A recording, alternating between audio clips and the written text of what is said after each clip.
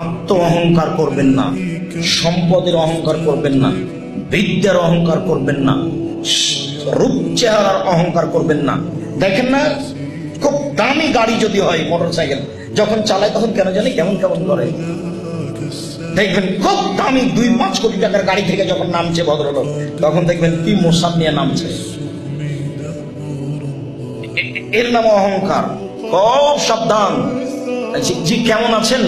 জি আলহামদুলিল্লাহ। আপনার এক সাহেব, আমার বড় ছেলে এখন লন্ডনে আছে। আরে এটা কেন এখানে? বুঝতে পারছেন না মনে হয় অহংকার কিভাবে হয়। আশ্চর্য, একটা থেকে আর একটা বলে চলে যাচ্ছে, তার মানে ভিতরে তার অহংকার বিরাজ করছে। দেখবেন কথা প্রসঙ্গেই, জি আপনি চিনছেন না ওই যে ইয়েতে গুলিস্তানে বড় দোকানটা আমার। সবসময় নিজেকে মাটির মানুষ মনে করবেন, কিছুই না, এবারে কিছুই না। আর আপনি যত বড় বিত্তশালী হন, উসমান রাদিয়াল্লাহু তাআলা একজন ভিক্ষু। আল্লাহ রাসূল বলেন, এই শোনো, তাবুকের যুদ্ধে যেতে হবে, কে কত দিতে পারে? উমর রাদিয়াল্লাহু তাআলা বলছেন, অর্থ সম্পদ অর্ধেক দিলাম। আবু বকর সিদ্দিক রাদিয়াল্লাহু তাআলা বলছেন, আপনাকে আর আল্লাহকে বাড়িতে রেখে যা আছে সব দিলাম, ভ্যান ভাড়াও হবে না।